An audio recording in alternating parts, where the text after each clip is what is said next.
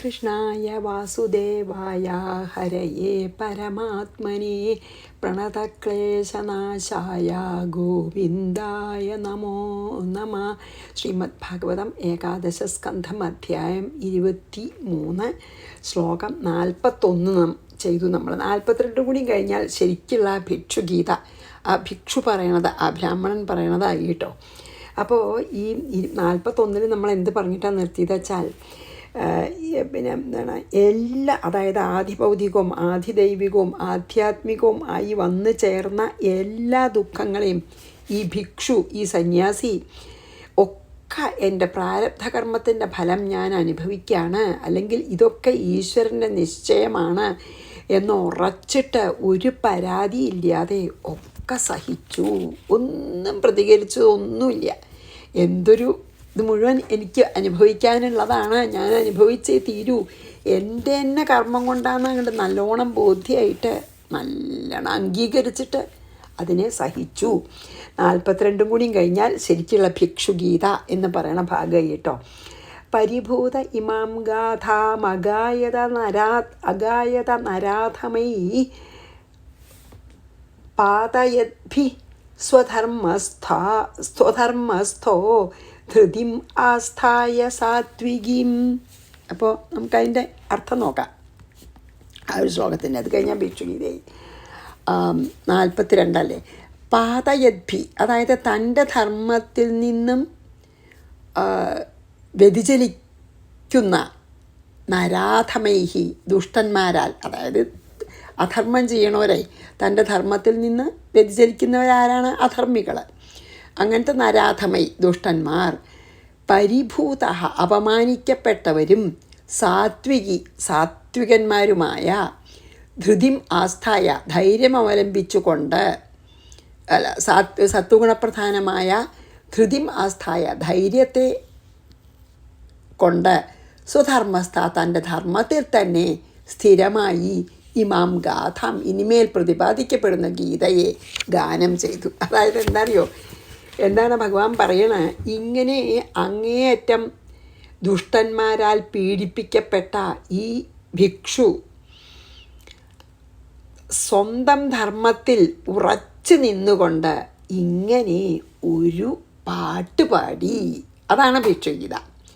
അതായത് എല്ലാം ഈശ്വര നിശ്ചയമാണ്, എല്ലാം എൻ്റെ പാരഭവം കൊണ്ടാണ് ഞാൻ അനുഭവിക്കുന്നത്, ഒരു പരാതിയില്ലാതെ ഇങ്ങനെ ഇവരാൽ, ഈ ദുഷ്ടന്മാരാൽ പല പല പല വിധത്തിൽ പീഡിപ്പിക്കപ്പെട്ട ആ ഭിക്ഷു സ്വന്തം ധർമ്മത്തിൽ ഉറച്ചു നിന്നുകൊണ്ട് എങ്ങനെ താഴെ പറയുന്ന ഗാനം ആലപിച്ചു എന്നാണ് പറയണത്. അതാണ് ഭിക്ഷുഗീത. ഇനി ആ ഭിക്ഷുവിൻ്റെ വാക്കുകളാണ് ഭഗവാൻ പറയാൻ പോണത് ഉദ്ധവരോട്. പരിഭൂത ഇമാം ഗാഥാം അഗായത നരാധമൈ പാതയദ്ഭി സ്വധർമ്മസ്ഥോ ധൃതിം ആസ്ഥായ സാത്വികീം. അതായത് ഒന്നും കൂടി ഉണ്ട് അതിൽ, സത്വഗുണപ്രധാനിയായിട്ടുള്ള ഒരാളെ നീചന്മാർക്ക്, ദുഷ്ടന്മാർക്ക് ധർമ്മത്തിൽ നിന്ന് പിന്തിരിപ്പിക്കാൻ സാധിക്കില്ല എന്നും കൂടി ഇവിടെ വരുന്നുണ്ട്. അതായത് നല്ല വൈരാഗ്യം വന്നിട്ട് ഈശ്വരനിൽ നല്ല വിശ്വാസവും, പിന്നെ സ്വധർമ്മത്തിൽ വിശ്വാസവും നല്ല സത്വഗുണം മാത്രമായിരുന്നു ഇപ്പോൾ ഇളക്കെ. ഹി ഹാസ് കംപ്ലീറ്റ്ലി ട്രാൻസ്ഫോംഡ് അല്ലേ. അപ്പോൾ ഒരു സത്വഗുണപ്രധാനിയായിട്ടൊരാളെ ഈ ദുഷ്ടന്മാരെ എന്ത് ചെയ്താലും അവരെ മാറ്റാനൊന്നും പറ്റില്ല, അവരെ ധർമ്മത്തിൽ തന്നെ അവർ ഉറച്ചു നിൽക്കും. അങ്ങനെ ഉറച്ചു നിന്നുകൊണ്ട് ഈ ഭിക്ഷു പാടി. അതാണ് ഇനിയാണ് 18 ശ്ലോകമുണ്ട്. ഏത്? ഭിക്ഷുഗീത. അതായത് മനസ്സന്നെയാണ് എൻ്റെ ദുഃഖത്തിന് കാരണം എന്നാണ് അതിൻ്റെ മെയിൻ പോയിൻ്റ്. നമുക്ക് നോക്കാം എന്താ ഭിക്ഷുഗീത എന്ന്.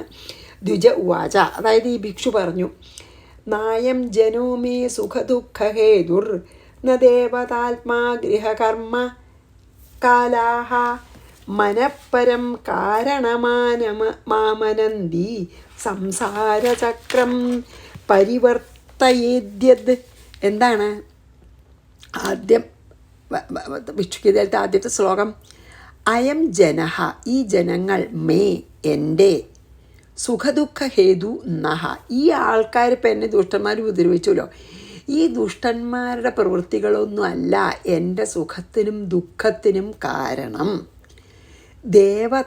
ദേവതയും അതായത് ഈശ്വരനും അല്ല, അതായത് ദേവന്മാരും അല്ല, ആത്മാവും ഗ്രഹകർമ്മ അതായത് ഗ്രഹങ്ങളുടെ നില കൊണ്ടോ കർമ്മം കൊണ്ടോ കാലം കൊണ്ടോ ഒന്നുമല്ല കാരണം എന്നാ കാരണമല്ല. അതായത് ഞാൻ അനുഭവിക്കുന്ന സുഖദുഃഖങ്ങൾക്ക് കാരണം, ദുഃഖങ്ങൾക്ക് മാത്രമല്ല ഞാൻ അനുഭവിക്കുന്ന സുഖദുഃഖങ്ങൾക്കൊക്കെ കാരണം ഇതിപ്പോൾ എന്നെ പീഡിപ്പിക്കാൻ ശ്രമിച്ച ജനങ്ങളോ അല്ലെങ്കിൽ ഈശ്വരന്മാരോ അല്ലെങ്കിൽ എൻ്റെ ആത്മാവോ ഗ്രഹങ്ങളുടെ നില കാരണോ കർമ്മം കൊണ്ടോ കാലം കൊണ്ടോ ഒന്നുമല്ല എനിക്കുണ്ടാവണ സുഖദുഃഖങ്ങൾ. പിന്നെയോ ഏതൊന്ന് സംസാരചക്രം, ഈ സംസാരചക്രത്തിനെ പരിവർത്തയത് ചുറ്റുന്ന വണ്ണം ചെയ്യുന്നുവോ മനഃ, ആ മനസ്സു തന്നെയാണ് എൻ്റെ,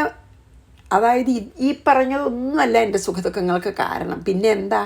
ഈ സംസാരത്തിനെ തന്നെ സൃഷ്ടിക്കുന്ന, സംസാരത്തിൽ തന്നെ ചുറ്റിത്തിരിഞ്ഞുകൊണ്ടിരിക്കുന്ന, സംസാരത്തെ സൃഷ്ടിക്കണമെന്ന് മനസ്സാണല്ലോ, ഈ സംസാരത്തെ സൃഷ്ടിക്കുകയും സംസാരത്തെ ചുറ്റിത്തിരിഞ്ഞുകൊണ്ടിരിക്കുകയും പരിവർത്തയ്യത് പറഞ്ഞു ചുറ്റിക്കൊണ്ടിരിക്കുന്നതായ മനഃ, എൻ്റെ മനസ്സു തന്നെയാണ് പരമകാരണം ആമനന്തി എന്ന് വേദങ്ങൾ പറയുന്നു എന്നാണ് ഇതിൽ പറഞ്ഞത്. അപ്പോൾ നല്ല ബോധ്യം വന്നു.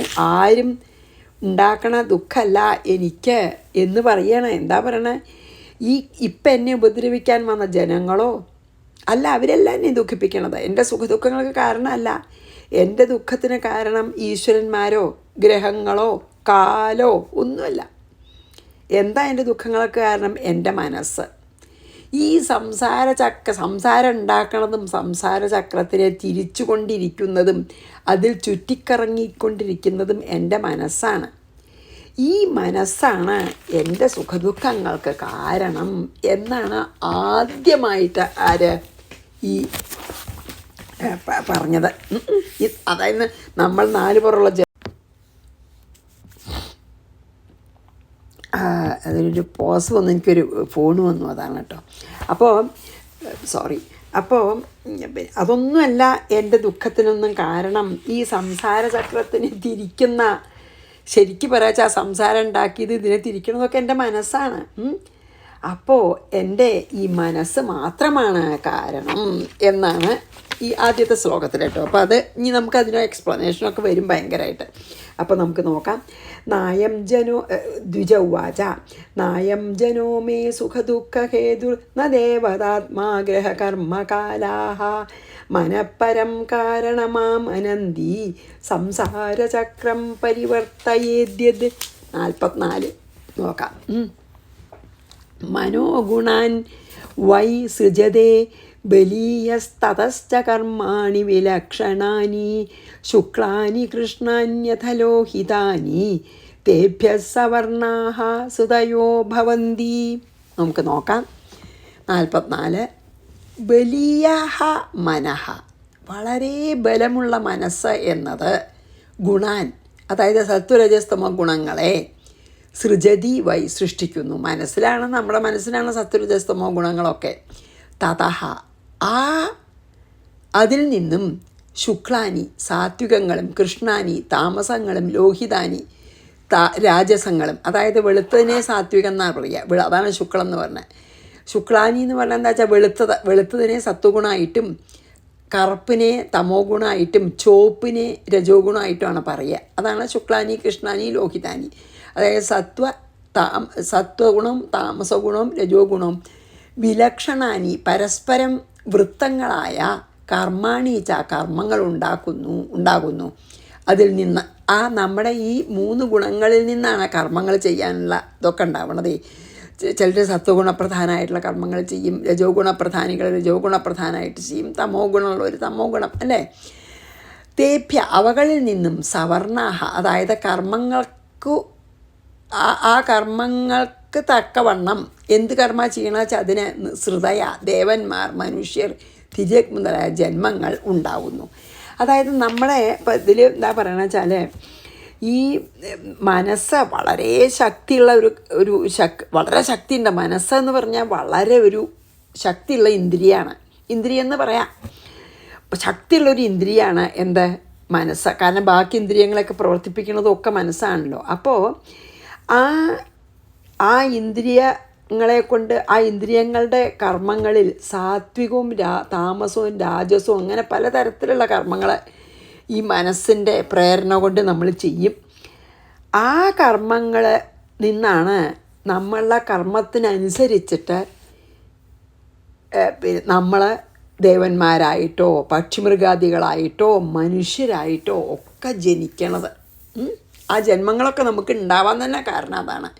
നമ്മുടെ ഈ 3 ഗുണങ്ങളാൽ നമ്മൾ ചെയ്യപ്പെടുന്ന കർമ്മങ്ങളുടെ ഫലം അനുഭവിക്കാൻ എന്നാണ് പറയുന്നത്. അപ്പോൾ എന്താ പറയുക വെച്ചാൽ മനസ്സ് ഒരു ശക്തിയേറിയിട്ടുള്ളൊരിതാണ്. എല്ലാ ഇന്ദ്രിയങ്ങളെയും നിയന്ത്രിക്കണം. അപ്പോൾ ആ മനസ്സിലാണ് ഈ സത്വരജസ്തമോ ഗുണങ്ങളെ 3 ഗുണങ്ങളും. ആ ഗുണങ്ങളുടെ ഏറ്റക്കുറവ് അനുസരിച്ചിട്ട് നമ്മൾ കർമ്മങ്ങൾ ചെയ്യണം. ആ കർമ്മങ്ങളുടെ ഫലം അനുഭവിക്കാനാണ് നമ്മൾ ദേവന്മാരായിട്ടും പക്ഷിമൃഗാദികളായിട്ടും മനുഷ്യന്മാരും ഒക്കെ ആയിട്ട് ജനിക്കണത്. അതായത് ആ ജനിച്ചു കഴിഞ്ഞാലും ഇതിൻ്റെ 3ൻ്റെയും എല്ലാവരിലും ഉണ്ടാവുകയും ചെയ്യട്ടോ. അതാണപ്പോൾ ഈ ഒരു ശ്ലോകത്തിൽ എന്താ പറഞ്ഞു വെച്ചാൽ കർമ്മം അനുസരിച്ചിട്ടാണ് നമ്മൾ ജനിക്കണത്.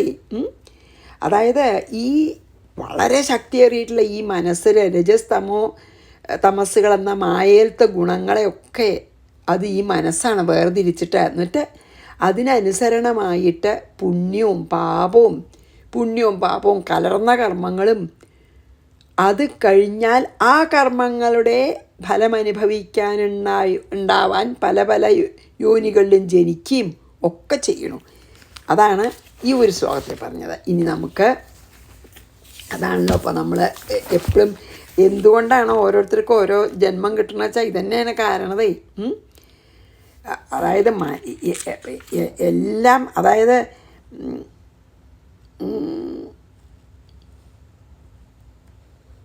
അതെ അതാണ്.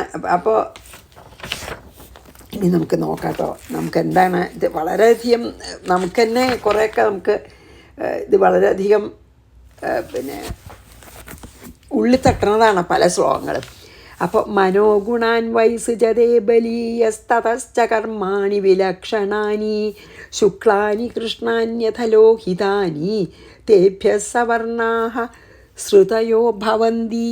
ഇനി നമുക്ക് 45 വായിക്കാം കേട്ടോ.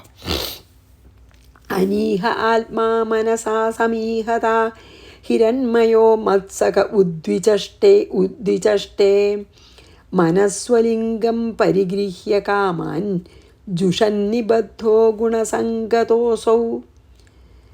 അതായത് ആത്മാവിനെ ഇത് ബാധിക്കില്ലല്ലോ, മനസ്സിനെയല്ലേ ബാധിക്കുള്ളൂ എന്ന് ചോദിച്ചാൽ സമീഹത അതായത് സങ്കല്പവികല്പങ്ങൾ ഇങ്ങനെ സങ്കല്പങ്ങളും വന്നുകൊണ്ടേയിരിക്കുകയാണല്ലോ മനസ്സിൽ. ചിന്തകളല്ലേ സങ്കല്പവികല്പങ്ങൾ ഇങ്ങനെ കണ്ടിന്യൂസ് ആയിട്ട് നിരന്തരം വരുന്ന മനസ്സോടെ അതിൻ്റെ നാഥനായാലും അതിനെ നിയന്ത്രിക്കുന്ന ആളാണെങ്കിലും അനീഹ അതിൻ്റെ ചേഷ്ടകളിൽ ബന്ധമില്ല. ഈ ആത്മാവിന് മനസ്സിനെ കാണുന്നുണ്ട്, പക്ഷേ ആത്മാവിന് മനസ്സിൻ്റെ പ്രവൃത്തികളായിട്ടൊരു ബന്ധമില്ല. മൽസഖ ജീവനായ എനിക്ക് ഹിതം ചെയ്യുന്ന സഖാവും അതാണ് മൽസഖാണ്.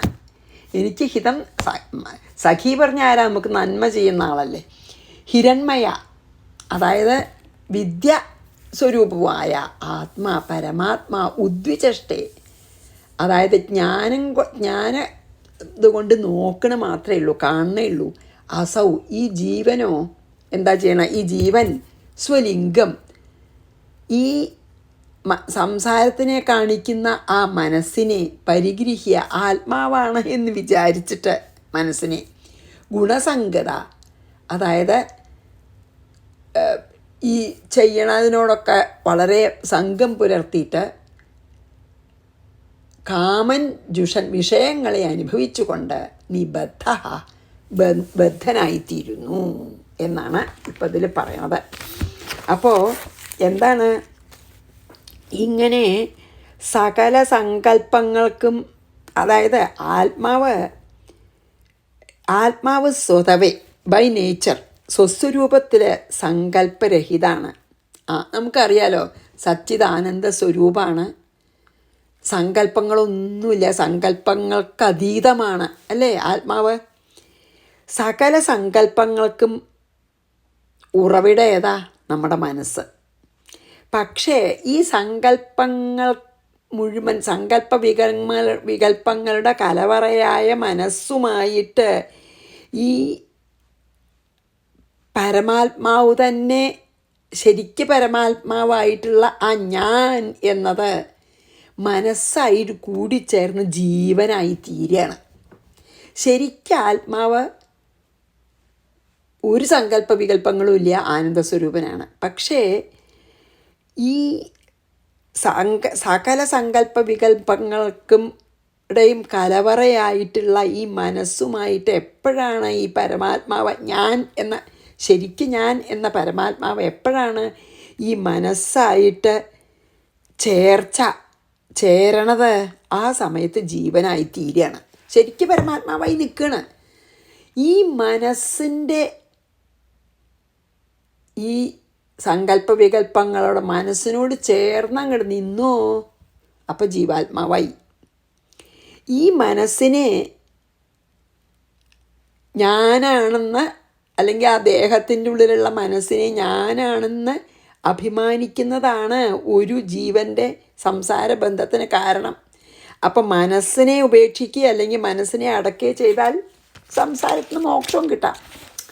അതാണിപ്പോൾ ഇതിൽ പറയണത്. എന്താ വെച്ചാൽ ഈ സങ്കല്പ വികല്പങ്ങളുടെ കലവറയായിട്ടുള്ള ഈ മനസ്സിനോട് കൂടി ചേർന്ന് അതിന്നൊക്കെ അതീതമായിട്ട് നിൽക്കുന്ന ഈ പരമാത്മാവ് ശരിക്കും യാതൊരു കർമ്മസംഘവും ഇല്ല, സങ്കല്പ വികല്പങ്ങളില്ല, ആനന്ദസ്വരൂപനാണ്. പക്ഷെ ആ ആത്മാവ് ഈ സാക്ഷി മാത്രമാണ് അല്ലേ, ശരിക്കും എല്ലാറ്റിനെയും കണ്ടുകൊണ്ടിരിക്കുന്ന ആളാണ്. പക്ഷെ എന്താ വെച്ചാൽ ഈ മനസ്സായിട്ട് അങ്ങോട്ട് ചേർന്ന് അടുത്തേക്ക് വരുമ്പോൾ, മനസ്സിനോട് ചേർന്ന് നിൽക്കുമ്പോൾ ഈ പരമാത്മാവ് ജീവനായി മാറിയിട്ട് ഈ മനസ്സിനെ താനാണെന്ന് അഭിനയിക്കും. അതോടെ ദേഹാഭിമാനം വരികയാണ്. ദേഹത്തിൻ്റെ ഉള്ള മനസ്സാണ് ഞാൻ എന്ന ശരിക്കും പരമാത്മാവാണ്. മനസ്സിനോട് ചേർന്ന് നിൽക്കുമ്പോൾ ഇതാണ് ഞാൻ തോന്നുകയാണ് എന്ന് അഭിമാനിച്ചിട്ട് ആ മനസ്സിൻ്റെ കർമ്മങ്ങളൊക്കെ താൻ ചെയ്യുന്ന കർമ്മങ്ങളാണെന്ന് വിചാരിച്ച് അതിൻ്റെ സുഖദുഃഖങ്ങളെയൊക്കെ അനുഭവിക്കേണ്ടി വരുന്നു. അതാണ് ശരിക്ക് കർമ്മബന്ധനം ഇല്ല. മനസ്സിനെ ഞാനായിട്ട് വിചാരിക്കുമ്പോഴാണ് ഉണ്ടാവണതേ. അതുകൊണ്ടാണ് ഈ കർമ്മബന്ധനം ഉണ്ടാവുന്നത്. അതുകൊണ്ടാണ് നമ്മൾ കംപ്ലീറ്റ്ലി ഫ്രീ ആണ്. പക്ഷെ നമ്മൾ ഈ കർമ്മബന്ധിതമാണെന്ന് നമുക്ക് തോന്നുന്നത് എന്തുകൊണ്ടാ വെച്ചാൽ ഞാൻ പരമാത്മാവാണ് എന്ന് പറഞ്ഞ് മാറി നിൽക്കുന്നത് വരം ജീവൻ മനസ്സാണെന്ന് പറഞ്ഞ് ഈ ശരീരത്തിനോട് അങ്ങോട്ട് കൂടി ചേരുകയാണ്. അപ്പം അന്ന് പറഞ്ഞ പോലെ നമ്മളൊരു ഉദാഹരണം പറഞ്ഞല്ലോ, ഈശ്വരൻ, ജീവൻ, ജഗത്താ പറഞ്ഞല്ലോ. അപ്പോൾ ജഗത്തിന് ഇവിടെ ശരീരമായിട്ട് എടുക്കുക, ജഡാണല്ലോ. ജഗത്ത് ജഡാണ്, ശരീരവും ജഡാണ്. അപ്പോൾ പരമാത്മാവ് നിങ്ങട് കുറച്ച് മാറി ജീവൻ, എന്നിട്ട് ഈ ജഡമായ ശരീരത്തിനോട് ചേർന്ന് അങ്ങ് നിൽക്കുമ്പോൾ പരമാത്മാവിനൊന്നും പറ്റിയിട്ടില്ല. പരമാത്മാവ് അവിടെ തന്നെ നിൽക്കുന്നുണ്ട്, ആത്മാവ് അവിടെ തന്നെ നിൽക്കുന്നുണ്ട്. പക്ഷേ അതിൽ നിന്ന് അങ്ങോട്ട് പോന്നു ഈ ജീവൻ. എപ്പോഴാണ് ജീവനാവണത് വെച്ചിട്ടുണ്ടോ? ഈ മനസ്സായിട്ട് ഒട്ടിച്ചേരുമ്പോഴാണ്, അല്ലെങ്കിൽ പരമാത്മാവായി നിൽക്കും. അപ്പം ശരിക്കും ജീവൻ പരമാത്മാവായി നിൽക്കുമ്പോൾ ഒരു ബന്ധനവും ഇല്ല. ജീവൻ മനസ്സാണെന്ന് അങ്ങോട്ട് വിചാരിച്ചാൽ എല്ലാ കർമ്മബന്ധനമുണ്ട്. അപ്പോൾ കർമ്മബന്ധനം ഇല്ലാണ്ടിരിക്കാൻ എന്താ വേണ്ട? മനസ്സിനെ ത്യജിക്കുക. മനസ്സ് ത്യജിച്ചാൽ പിന്നെ, അല്ലെങ്കിൽ മനസ്സിനെ നമ്മൾ അടക്കിയാൽ നമ്മൾ പരമാത്മാവാണെന്ന് തന്നെ നമുക്ക്, അപ്പോൾ പിന്നെ ബന്ധനമൊന്നും ഇല്ലാണ്ടേ പോവും. എപ്പോഴാണ് ബന്ധനം ഉണ്ടാവണേ? പരമാത്മാവ്, ഞാൻ പരമാത്മാവെന്ന് വിചാരിക്കാതെ, പരമാത്മാവ് എന്ന് വിചാരിക്കാതെ ഞാൻ ഈ ശരീരമെന്ന് എപ്പോൾ വിചാരിക്കണോ അപ്പോൾ നമുക്ക് കർമ്മബന്ധനം ഉണ്ട്. അല്ലെങ്കിൽ ഞാൻ മനസ്സ് അടങ്ങുന്ന ഈ ശരീരമെന്ന് വിചാരിച്ചോ അപ്പോൾ ബദ്ധനായി. ആ തെറ്റിദ്ധാരണ കൊണ്ടാണ് നമുക്ക് വരണതേ. അപ്പം അത് ഈ മായ എടുത്ത ഗുണങ്ങളെ കൊണ്ടാണ് ഇനും ഉണ്ടാവണത്. പറഞ്ഞില്ലേ ആദ്യം, മനസ്സ് മായത്ത് ഗുണങ്ങളെ കൊണ്ടാണെന്ന് പറഞ്ഞു. അതാണ് ഇതിൽ പറഞ്ഞത്. ഇനി നമുക്ക് പരമാത്മാവും ജീവാത്മാവും ശരിക്കും ഒന്നെ ഉള്ളൂ. ഈ തെറ്റിദ്ധാരണ മൂലം പരമാത്മാവ് തന്നെ ഈ ജീവാത്മാവാണെന്ന് വിചാരിക്കുകയാണ്. അതായത് കയർ മാത്രമേ ശരിക്കും അവിടെ ഉള്ളൂ, പക്ഷേ തെറ്റിദ്ധരിക്കുകയാണ് പാമ്പാണെന്ന്. അപ്പോൾ ആ തെറ്റിദ്ധാരണ മാറുന്ന വരെ പാമ്പന്നെ. അപ്പോൾ പരമാത്മാവാണ് ഉള്ളൂ, പക്ഷേ പരമാത്മാവിന് ബന്ധനമില്ല, പക്ഷെ ജീവനാണെന്ന് വിചാരിക്കുകയാണ്. വിചാരിച്ചാൽ ഉണ്ട്. ആ വിചാരിക്കാനുള്ള കാരണം മനസ്സാണ്. അനീഹ ആത്മാ മനസാ സമീഹതാ ഹിരൺമയോ മത്സക ഉദ്വിജഷ്ടേ മനസ്വലിംഗം പരിഗൃഹ്യ കാമാൻ ജുഷന്നിബദ്ധോ ഗുണസംഗതോസൗ. 46 വായിക്കാം. ദാനം സ്വധർമ്മോ നിയമോ യമശ്ച ശ്രുതം ച കർമാണി ച സദ്വ്രതാനി സർവേ മനോനിഗ്രഹലക്ഷണാന്താഹ പരോഹി യോഗോ മനസ്സമാധി. അതുകൊണ്ട് മനസ്സിനെ നമ്മൾ അടക്കിയാൽ എല്ലാം നമുക്ക് പിന്നെ ഒന്നും വേണ്ട. മനസ്സിനെ അടക്കിയില്ലെങ്കിൽ ഒന്നും കാര്യമില്ല. അതാണ് ദാനം സ്വധർമ്മം, അതായത് നമ്മൾ സ്വധർമ്മം അവനവന് ചെയ്യേണ്ടതായിട്ടുള്ള കർമ്മങ്ങൾ, യമനിയമങ്ങൾ, വ്രതങ്ങൾ, കർമാണി അന്യകർമ്മങ്ങൾ, സദ്വ്രതാനി നല്ല വ്രതങ്ങളൊക്കെ ഏകാശി പോലെ, സർവേ എന്നിവ മനോനിഗ്രഹ ലക്ഷണാനാഹ, അതൊക്കെ മനോനിഗ്രഹത്തിനുള്ള ഉപായങ്ങളാണ്. എന്തുകൊണ്ടെന്നാൽ മനസ്സഹ സമാധി, മനസ്സിനെ അടക്കുന്നത് കൊണ്ട് തന്നെയാണ് പരഹ പരമമായ ജ്ഞാനം. അതാണ്, അത് പറയാതെ പറ്റില്ലല്ലോ നമുക്ക്, അല്ലേ? അതായത് ഈ ദാനം, സ്വധർമ്മം ആചരിക്കുക, നിയമം, യമം, പിന്നെ ഇപ്പോൾ നമ്മൾ പുസ്തകങ്ങളൊക്കെ സ്വാധ്യായം, പിന്നെ നല്ല കർമ്മങ്ങൾ അനുഷ്ഠിക്കുക, ഇതിനൊക്കെ വേണ്ട വ്രതങ്ങൾ അനുഷ്ഠിക്കുക, ഇതെല്ലാം മനസ്സിനെ അടക്കാനുള്ള ഉപായങ്ങളാണ്. എന്നിട്ട് മനസ്സിനെ അടങ്ങിക്കഴിഞ്ഞാൽ നമുക്ക് പരമാത്മാവാന്ന് തന്നെ ബോധ്യമാവുമല്ലോ. അതായത് എന്നാലേ സർവം ബ്രഹ്മമയം എന്നുള്ള ദർശനത്തിലേക്ക് നമുക്ക് എത്തണമെങ്കിൽ ഈ ഇങ്ങനെയുള്ള വ്രതങ്ങളെ കൊണ്ടും പിന്നെ എന്താ പറയുക, ധർമ്മം സ്വധർമാചരിക്കുക, ദാനം ചെയ്യുക, സ്വാധ്യായം ചെയ്യുക, യജ്ഞാദി കർമ്മങ്ങൾ, ഇതൊക്കെ ചെയ്തിട്ട് നമുക്ക് ഇതൊക്കെ മനസ്സിനെ അടക്കാൻ നമ്മളെ സഹായിക്കുന്നതാണ്. അങ്ങനെ ചെയ്തു കഴിഞ്ഞാൽ മാത്രമേ നമുക്ക് ആ ഇത് വരുള്ളൂ. അല്ലാതെ ഉള്ളതൊക്കെ വ്യർത്ഥാണെന്ന്. ആ മനസ്സിനെ അടക്കാതെ നമുക്ക് ഒരിക്കലും പറ്റില്ല എന്നാണ് അതിൽ പറഞ്ഞത് കേട്ടോ. ഇനി ഇപ്പം പുരോഹി യോഗ മനസ്സഹ സമാധി, അതായത് മനസ്സിൻ്റെ ആ ഒരു സമനില, അല്ലെങ്കിൽ മനസ്സ് ശൂന്യമായി, അല്ലെങ്കിൽ മനസ്സ് വികല്പങ്ങൾ ഇല്ലാതിരിക്കുന്ന അവസ്ഥയാണ് സമാധി. അതാണ് ഇവിടെ പറഞ്ഞത് പരോഹി യോഗോ മനസ്സമാധി എന്ന്. അതായത് മനസ്സിൻ്റെ വികല്പങ്ങൾ മുഴുവൻ ഇല്ലാതിരിക്കുന്ന അവസ്ഥയാണ് യോഗം. ഈ യോഗം എപ്പോഴാണ് പൂർണ്ണമാവുക? എപ്പോഴാശുണ്ടോ നമ്മളെല്ലാം അടങ്ങിയിട്ട് സർവം ബ്രഹ്മമയം എന്നുള്ള എല്ലാം ആ ഭേദഭാവന ഇല്ലാതെ ഉള്ളൊരവസ്ഥയിലാണ് നമുക്കത് ആയിന്ന് പറയാൻ പറ്റുള്ളൂ. അപ്പോൾ ഇങ്ങനെ നമ്മൾ നല്ല കാര്യങ്ങൾ ചെയ്ത് മനസ്സ് ശുദ്ധമാവുമ്പോൾ മാത്രമേ നമുക്ക് ഈ ഈശ്വരനെ എല്ലാ ദിക്കിലും കാണാൻ, സർവ്വവ്യാപിയായിട്ടുള്ള ഈശ്വരനെ എല്ലാ ദിക്കിലും നമുക്ക് ശരിക്കും കാണാൻ സാധിക്കണമെങ്കിൽ, അല്ലെങ്കിൽ സർവം ഈ ബ്രഹ്മമയായിട്ട് കാണണമെങ്കിൽ മനസ്സ് ശുദ്ധമാവണം. അപ്പം അങ്ങനെ ശുദ്ധ മനസ്സിൽ മാത്രമേ മനസ്സടങ്ങുമ്പോൾ അങ്ങനത്തെ ശുദ്ധ മനസ്സിൽ തെളിഞ്ഞു വരുള്ളൂ. അതിന് സഹായിക്കുന്നതാണ് ദാനധർമ്മങ്ങളും സ്വധർമ്മം അനുഷ്ഠിക്കുന്നതും ഒക്കെ. അതിനു വേണ്ടി എല്ലാ യമനിയമങ്ങളും ഒക്കെ അതിനെ വളരെയധികം സഹായിക്കണം. എന്തിനാ? ചിത്തശുദ്ധി നേടാൻ. സ്വാധ്യായം ഒക്കെ കേട്ടോ, എല്ലാ കാര്യങ്ങളും. അങ്ങനെ നമ്മൾ മനസ്സിനെ ശുദ്ധീകരിച്ചു കൊണ്ട് നമുക്ക് പതുക്കെ ഈ മനസ്സിനെ അടക്കാൻ സാധിക്കും എന്നാണ് അപ്പം ഇതിൽ പറഞ്ഞത് കേട്ടോ. ഇനി ഒന്നും കൂടി ചെയ്യാൻ സമയമുണ്ടോയെന്ന് ഞാൻ നോക്കാം, ഇല്ലെങ്കിൽ ഇപ്പോൾ ഇവിടെ നിർത്താട്ടോ. അതായത് പരിപൂർണമായിട്ട് മനസ്സിനെ അടക്കിയാൽ തന്നെ നമുക്ക് ശരിക്കും ആ എല്ലാറ്റിലും ബ്രഹ്മത്തിനെ കാണാനുള്ള ആ ഒരു ഇതുണ്ടാവുള്ളൂ. അങ്ങനെ മനസ്സിനെ അടക്കണമെങ്കിൽ അതിന് മുമ്പേ യമനിയമങ്ങൾ അനുഷ്ഠിക്കുകയും ബാക്കി നല്ല കാര്യങ്ങളൊക്കെ ചെയ്യുക, സ്വധർമ്മം അനുഷ്ഠിക്കുക, സ്വാധ്യായം വേദപഠനം ചെയ്യുക, യജ്ഞകർമാദികളൊക്കെ ചെയ്യുക, ഫലാപേക്ഷ ഇല്ലാതെ അങ്ങനെ ചെയ്ത് വരുമ്പോൾ മനസ്സ് ശുദ്ധമാകുമ്പോൾ സങ്കല്പ വികല്പങ്ങൾ തന്നെ അടങ്ങും. അങ്ങനെ നമ്മൾ അതിനൊരു ഉപായങ്ങളാണ് ഇതൊക്കെ പറയണത്. പക്ഷേ എന്തൊക്കെ ഉപായം എടുത്തിട്ട് മനസ്സടങ്ങിയില്ലെങ്കിൽ നമുക്ക് പിന്നെ ഈ സംസാരം ജീവൻ മനസ്സടങ്ങിയാൽ പിന്നെ ജീവൻ അത് വിട്ടും ഞാൻ പരമാത്മാവാനായി. പിന്നെ ജീവനെ മനസ്സിലിങ്ങനെ വരണ സമയത്താണ് ജീവൻ ഞാൻ മനസ്സടങ്ങുന്ന ദേഹമാണെന്നുള്ള അഭിമാനം വരണതേ. മനസ്സടങ്ങിയാൽ പിന്നെ ജീവന് ഇൻട്രസ്റ്റ് ഇല്ല. കംപ്ലീറ്റ്ലി ഈ ജഡമായിട്ടുള്ള ജഗത്തിനെയും ദേഹത്തിനെയൊക്കെ വിട്ട് ആത്മാവന്നെ ആയിട്ടിരിക്കും. അപ്പം പിന്നെ സർവം ബ്രഹ്മമയാണ്. ഇവിടെ ബ്രഹ്മം മാത്രമേ ഉള്ളൂ. നമുക്കില്ല തോന്നണത് അജ്ഞാനം കൊണ്ടാണ്. അതാണ് പറഞ്ഞത്, അജ്ഞാനം കൊണ്ടാണ് നമുക്ക് ഈ ദേഹ തോന്നണതേ. അപ്പം അതിന് ഇതേ വഴിയുള്ളൂ എന്ന് പറഞ്ഞ് നമുക്കിവിടെ നിർത്താം. ശ്രീകൃഷ്ണാർപ്പണമസ്തു. സർവത്ര ഗോവിന്ദനാമ സങ്കീർത്തനം. ഗോവിന്ദ ഗോവിന്ദ. ഗുരുവായൂരപ്പാ ശരണം. സമസ്താപരാധം ക്ഷമസ്വമേ.